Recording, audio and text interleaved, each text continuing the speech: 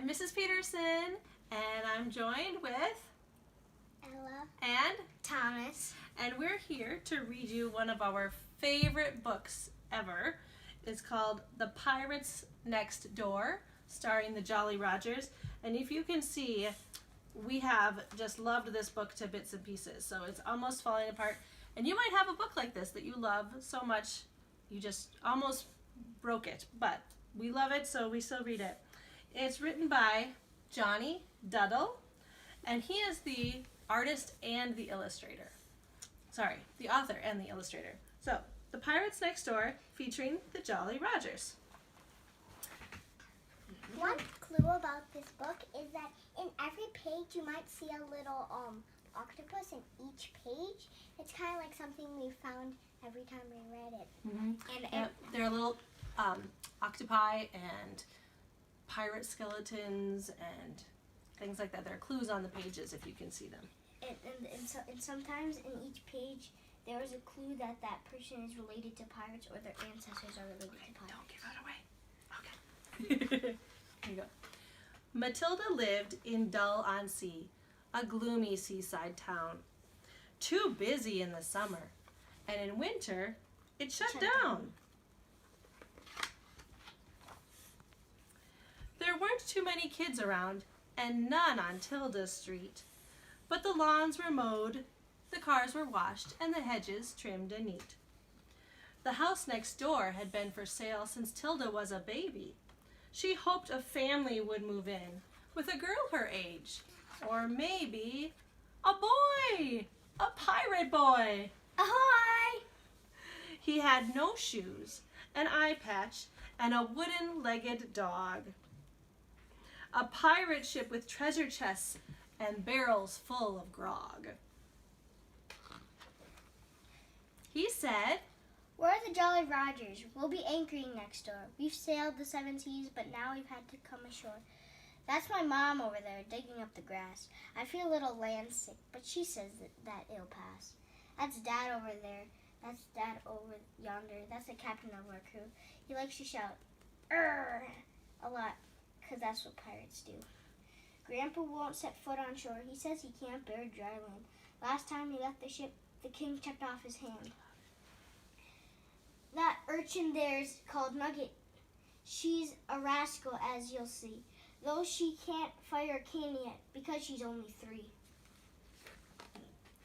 Next morning, Tilda shouted, "Life's not boring anymore.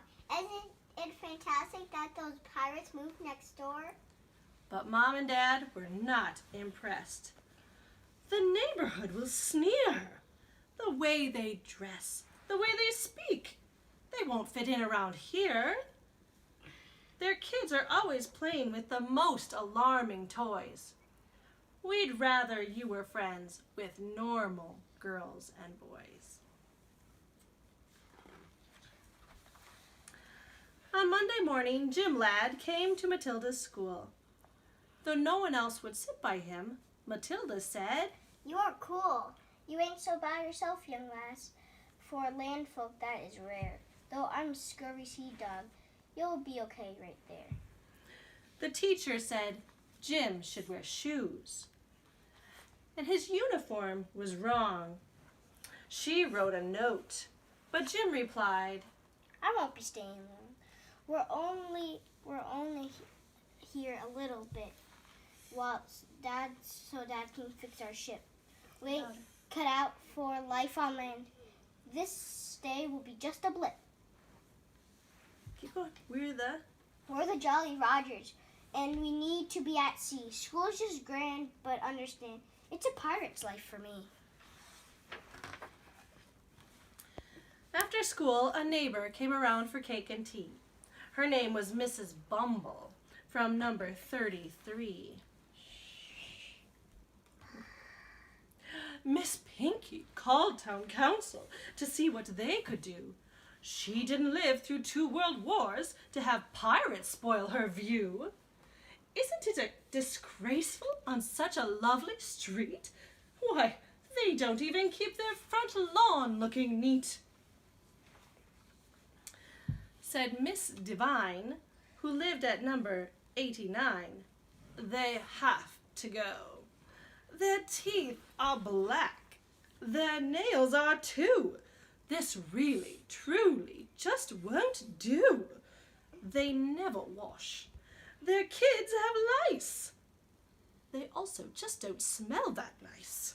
You smell okay. Thanks. They wear old hat clothes and scruffy hats. I'm told their ship is full of rats. Also mad was Mr. Shore, the grumpy man at 34. He liked to read his paper on his sunlit deck, you know. But the pirate ship blocked out his light, so he said, "They have to go. I'd like some peace and quiet while they're fixing up that boat. Hammering all day and night. That thing'll never float." The two Miss Yates at 88 told everyone who passed their gate, "We saw them grab the mailman. They made him walk the plank. It's lucky he can swim, but we're afraid the mail all sank."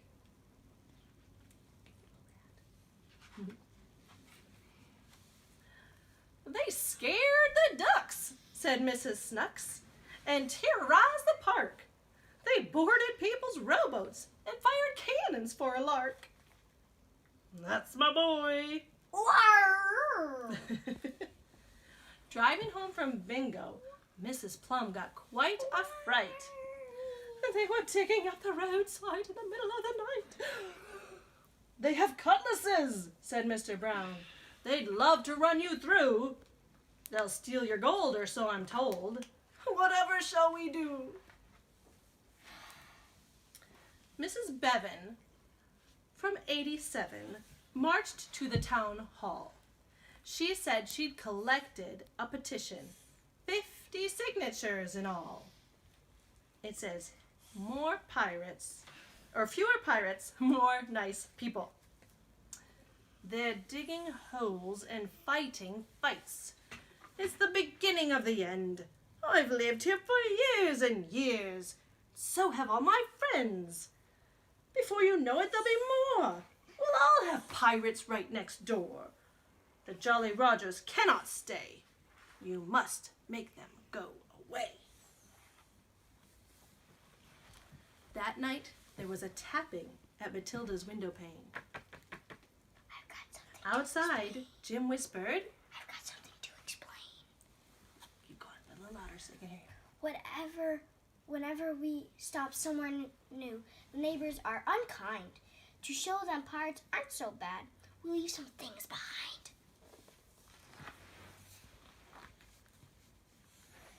Our galleons now ship shape. Now it's time we sailed away, and I'll be sad to leave because I've enjoyed our stay. But we pirates need adventure to see lands across the ocean. We need cutlasses and treasure maps and lots of suntan lotion. Though our visit here just has to end, I hope you'll still be my friend. To stay in touch, let's send notes. Be sure to hear something afloat. There she is sleeping. Tilda woke up the next morning, puzzled by what Jim had said, but she vowed she'd keep in touch as she struggled out of bed. She opened up her curtains as she gave a great big yawn. And there to her amazement, was an X on every lawn. All right, Ellie, you take this page. You take this page. I'll give it a second.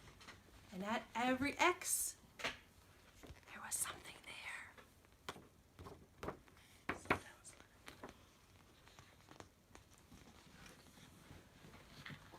All right, let's see what happens. Oh, what a shame they left. Oh, I didn't say goodbye. They were such a charming family. I think I'm gonna cry. I'm such a pirate fan, you know. They wore such lovely hats. I'd rather like to sing. And I'll miss those darling rats. They all were given something. Back up a little bit. Squeak.